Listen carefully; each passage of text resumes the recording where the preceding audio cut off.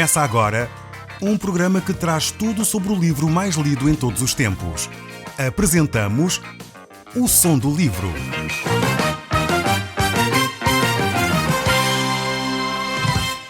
Seja muito bem-vindo. Neste podcast vai encontrar o livro mais conhecido e lido em todo o mundo.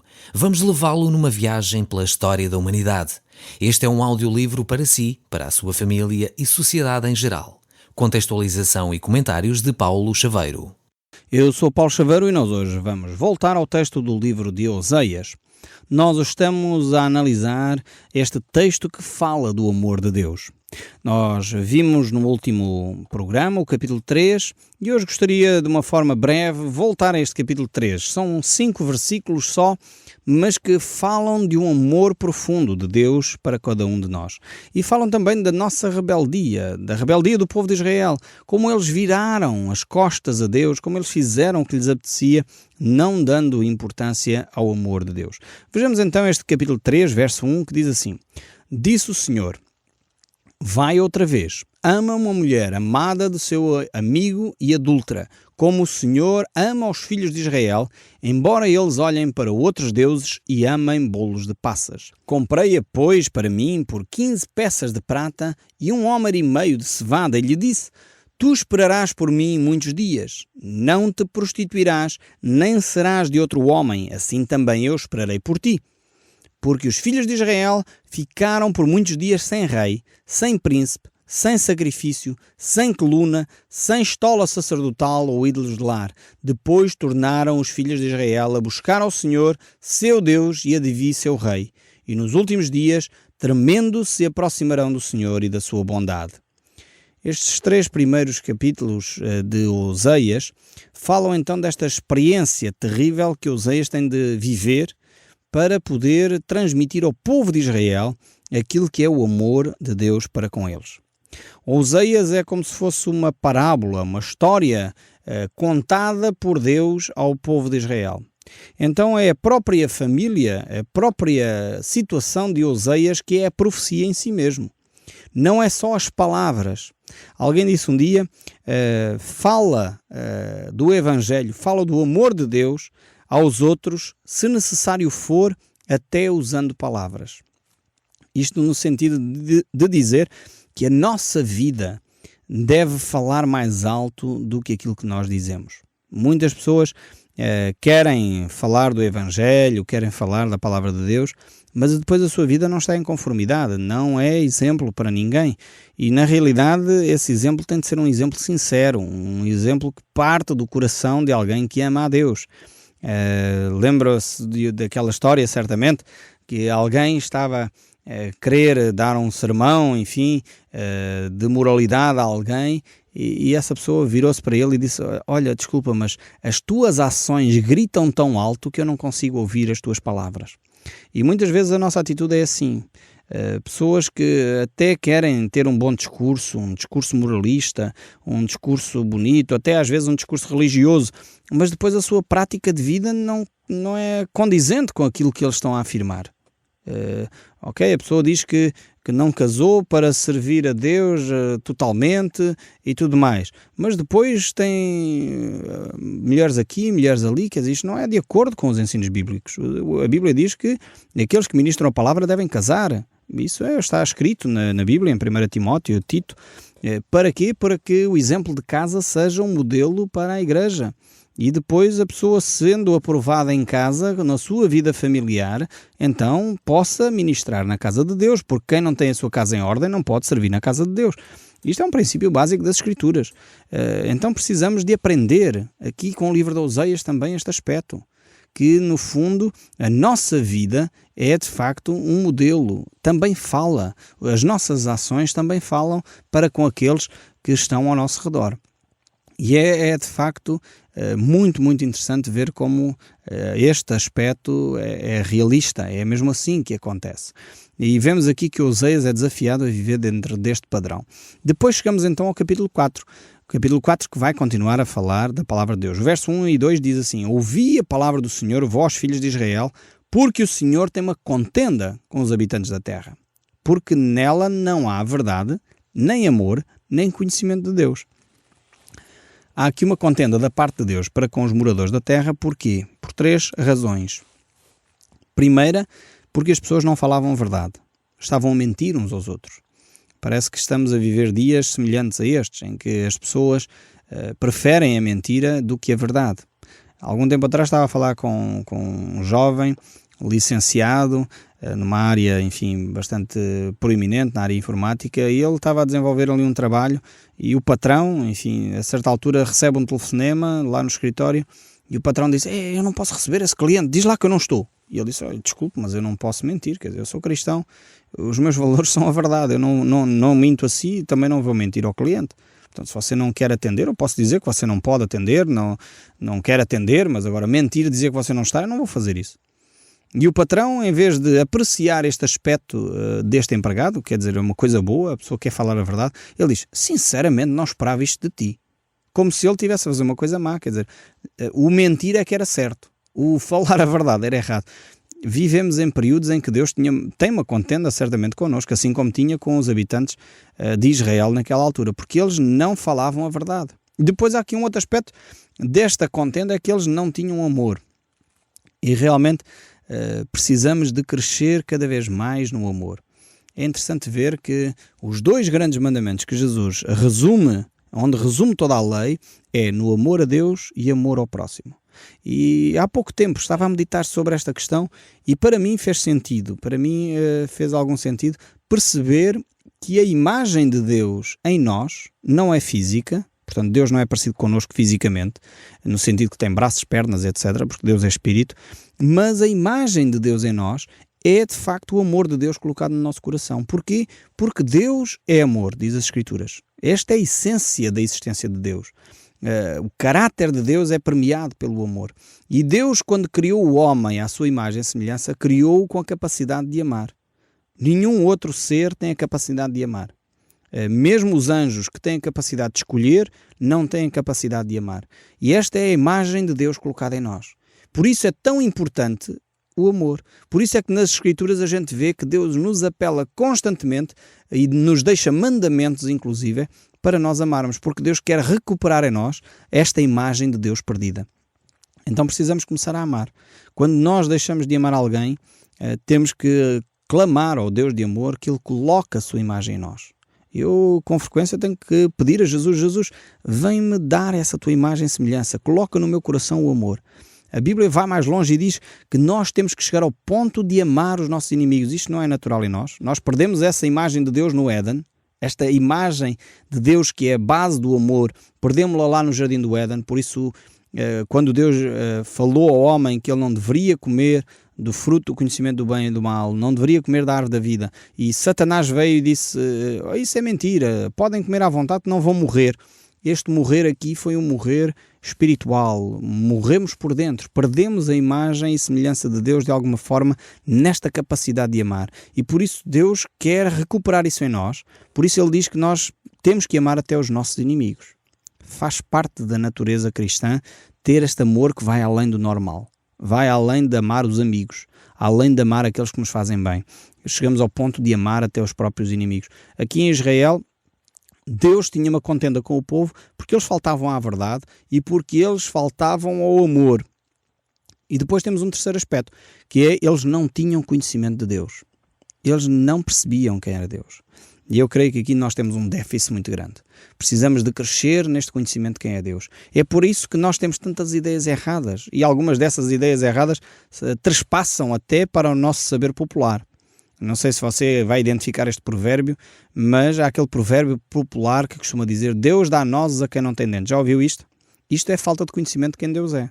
Um provérbio deste género está a dizer, por outras palavras, o que é que quer dizer este provérbio? Deus dá nozes a quem não tem dentes. É que Deus é injusto. Deus está a dar uma coisa que é dura, difícil de comer, porque a nós não é propriamente fácil de comer, de mastigar.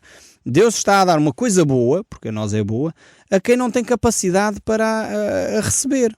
Isto está a dizer que Deus é um Deus injusto.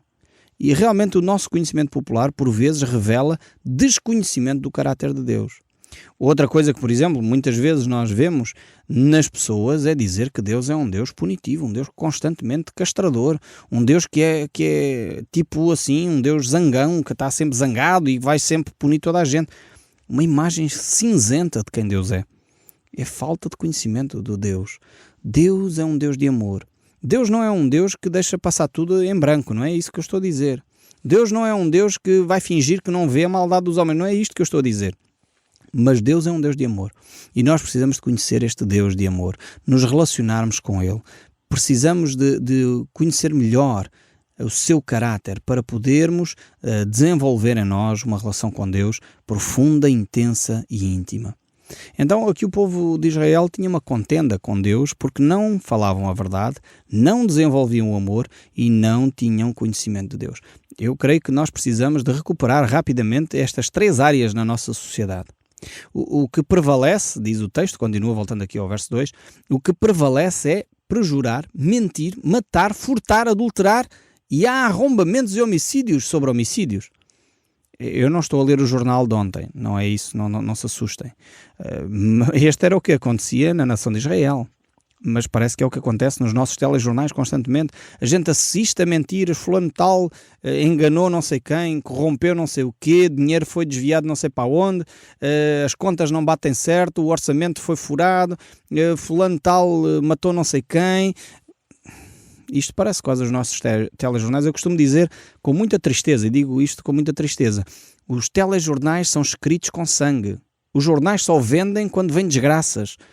Precisávamos de jornalistas mais sérios, precisaríamos de jornalistas e editores de jornais que pudessem trazer uma lufada de ar fresco às nossas reflexões, não serem só jornais de desgraça, mas também serem jornais de esperança, jornais que trazem uma mensagem rica para o povo refletir, jornais que são escritos com sabedoria, com criatividade, capazes de cativar os seus leitores, mas não com desgraça e com sangue e com miséria. Infelizmente os nossos jornais estão cheios disso. E é necessário nós, mais uma vez, repensarmos a nossa vida. Nós, por este caminhar, não estamos muito longe daquilo que estava a nação de Israel. E nós nos dizemos cristãos. Nós nos dizemos que conhecíamos a Deus. Nós dizemos que temos um só Deus e que, de facto, somos seguidores de Jesus Cristo. Mas, no entanto, a mentira, a corrupção, o roubo, o adultério, a infidelidade está presente constantemente no nosso dia-a-dia. A Europa começa a crescer o divórcio a uma tal velocidade impressionante. A maior parte dos divórcios é por infidelidade conjugal, é adultério. É o que a Bíblia chama de adultério. Agora, às vezes, nós não medimos bem o que isto quer dizer. Não nos apercebemos o estrago que fazemos na vida, no coração dos filhos que têm pais que não se entendem. Pais que constantemente estão à guerra dentro das 4 paredes. Não nos apercebemos a destruição que se provoca no coração de uma pessoa quando alguém é infiel para com ela. A pessoa sente-se um trapo, sente-se ultrapassada, sente-se enganada, sente-se que confiou em alguém que afinal traiu a sua confiança. Até que essa pessoa volta a confiar em alguém outra vez, vai ser um processo doloroso. A pessoa muitas vezes sente-se embaixo de tal maneira como sendo a pior pessoa do mundo, porque foi trocada por outra. E isto não é valorizado, infelizmente. Os filmes de Hollywood acham isso muito engraçado. O adultério, a infidelidade, então é promovida a uma velocidade espantosa. E quanto mais amantes a pessoa tem, mais engraçado é o filme. E realmente as pessoas ou não percebem o sofrimento que isso causa no coração do homem, ou então não sei. Nós precisamos, mais uma vez, de repensar isto. Só quem não trabalha com pessoas, só quem não vive o drama de um lar desfeito é que pode achar que uma separação é uma coisa interessante e engraçada para ser explorada. Realmente as separações, os divórcios são sempre dolorosos. Todas as pessoas envolvidas perdem. Realmente eu acho que nós, como sociedade, temos que criar alternativas políticas que sejam favoráveis não à separação mais rápida, mas a um aconselhamento adequado para que as pessoas se encontrem. Em primeiro lugar, se encontrem consigo próprias, porque eu creio que a grande dificuldade nos casamentos é que muitas vezes as pessoas vão mal preparadas. Elas não se conhecem a si próprias, não conhecem o seu passado, não conhecem a sua herança familiar, nem nunca refletiram muitas vezes sobre estas questões até serem confrontadas com uma herança familiar diferente, até serem confrontadas com uma outra maneira de fazer as coisas. E aí começa os ajustes necessários. E por vezes é necessário um conselheiro. Era ótimo que o nosso país desenvolvesse mais conselheiros matrimoniais. não fossem só as igrejas a fazer esse trabalho, houvesse de facto conselheiros matrimoniais capacitados, treinados, terapeutas familiares que estão ali não só para facilitar um divórcio, mas para ajudar o casal a ultrapassar as divergências. E de facto há muito que se pode fazer neste campo. Não há pessoas perfeitas, as pessoas perfeitas não existem e por isso não existem casamentos perfeitos. Logo existem tensões, existem situações em que as pessoas vão ter dificuldades em se ajustar, mas se houver alguém que os ajude a fazer esses ajustes, as coisas tornam-se muito mais simples. É por isso que o Evangelho é tão importante para a vida das pessoas, porque ele é o poder de Deus para a salvação de todo aquele que crê. É a palavra de Deus que pode ajudar as pessoas a se ajustarem mais e mais. Não podemos dar simplesmente toques de cosmética no caráter do homem. Ele precisa ser transformado radicalmente. É por isso que nós encontramos aqui neste texto de Oseias que Deus tem uma contenda com os habitantes da terra. É necessário nós mudarmos de comportamento e isso passa por uma transformação de caráter. Não é só sermos melhores pessoas. Deus não quer só que você seja uma melhor pessoa. Deus quer que você nasça de novo, ou seja, seja uma pessoa completamente diferente. E é isto que Deus quer fazer no seu coração. Não é outra coisa menos que isto. Menos que isto é falhar o alvo. Menos que isto é não ir onde Deus quer que você vá. É por isso que Jesus Cristo disse a Nicodemos: necessário te é nascer de novo. Não precisas simplesmente mudar a tua religião. Não precisas simplesmente dar um retoque aqui no teu caráter. Não, tens que mudar tudo. Por isso necessitamos crucificar o nosso eu com Cristo, diariamente. É necessário realmente que cada um de nós possa entregar a nossa vida nas mãos de Deus. Para quê? Para Ele fazer o que está descrito, por exemplo, no livro de Isaías, no capítulo 1, verso 18. Vinde, pois, e arrazoemos, diz o Senhor, ainda que os vossos pecados sejam como escarlate, eles se tornarão brancos como a neve. Ainda que são vermelhos como o carmesim, eles se tornarão como a lã. Se quiserdes e ouvirdes, comereis o melhor desta terra. Mas se recusardes e fordes rebeldes, sereis devorados à espada, porque a boca do Senhor o disse. Este é o que Deus quer fazer no seu coração, ou seja, transformar uma situação em caos, de caos em bênção. Transformar uma situação de escuridão em luz. Transformar uma situação que está completamente desorganizada em algo que tem ordem, tem um rumo, tem um propósito. E é isto que Deus faz através do sangue de Jesus. Não há outra forma. Não há religião que possa fazer isto. Por mais bonita que seja a religião, por mais bonita que seja a igreja, por mais bonita que seja a catedral onde você vai, a igreja, a catedral, a religião não promove transformação. Só Jesus Cristo, o sangue de Cristo é que nos pode purificar de todo o pecado. Voltando aqui ao texto bíblico, o livro de Oseias, capítulo 4, verso 13 a 5, diz assim: por isso a terra está de luto. A terra está de luto, porquê? Porque há uma contenda entre Deus e o homem. E porquê? E todos os que moram nela desfalecem, como os animais do campo e as aves do céu, até os peixes do mar perecem. Todavia ninguém contenda, ninguém repreenda, porque o teu povo é como os sacerdotes aos quais acusa. Por isso tropeçará de dia, e o profeta contigo tropeçará de noite, e destruirei a tua mãe. Deus aqui tem um discurso que nos faz pensar. Aqui Deus Deus é realmente interessantíssimo. Deus traz esta reflexão tão importante. Hoje é conversa número 1, o aquecimento global. O problema e a preocupação com a natureza. E tem que ser mesmo. Mas esta preocupação com a natureza, mais uma vez, Deus liga todas as coisas. O engraçado das Escrituras é isto. É que Deus liga todas as coisas. A natureza desfalece. O aquecimento global acontece por causa do pecado do homem. E você está a dizer, lá está ele com aquela conversa do pecado. Eu não gosto nada desta parte do pecado. Mas é um facto, pode chamar outra coisa qualquer. Em vez de chamarmos pecado, vamos chamar abuso dos recursos humanos ou dos recursos naturais. Porque o homem explora demasiado os recursos naturais ao ponto de não necessitar até daquilo que já tem. Porque se nós verificássemos aquilo que é semeado, por exemplo, no Ocidente, daria para alimentar o mundo inteiro. No entanto, a Europa está a morrer por obesidade e o terceiro mundo está a morrer à fome. Isto porquê? Porque o homem está a agir de uma forma egoísta. Mais uma vez eu tenho que chamar pecado, mas é egoísta. A mentalidade comercial do eu querer ter sempre mais é uma mentalidade egoísta que me faz esquecer do próximo. E por isso a natureza sucumbe. A natureza, o solo, não aguenta a cultura excessiva de determinados recursos. Depois provoca o tal aquecimento global, enfim, a poluição faz isso. Então, vemos como Deus aqui, já no tempo de Oseias, há 3.000 anos atrás, a natureza estava a sofrer fruto das consequências dos erros cometidos pelo homem sobre a própria natureza.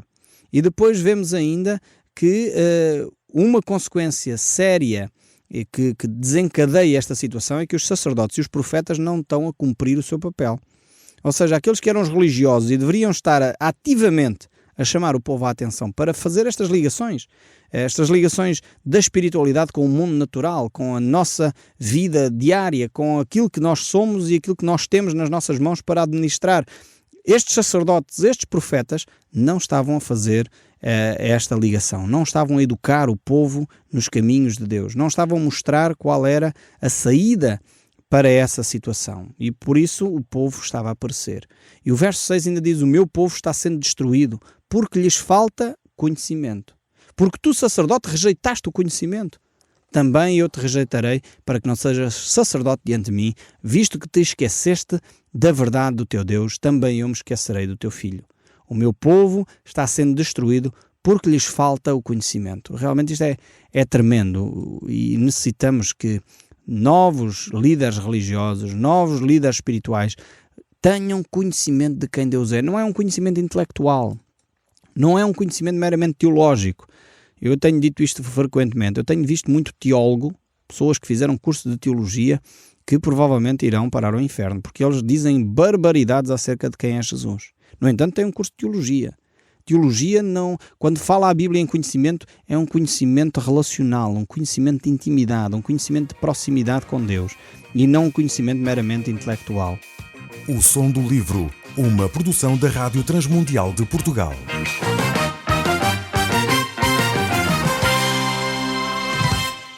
RTM. Conhece todos os nossos programas em rtmportugal.org. Uma produção da Rádio Transmundial de Portugal.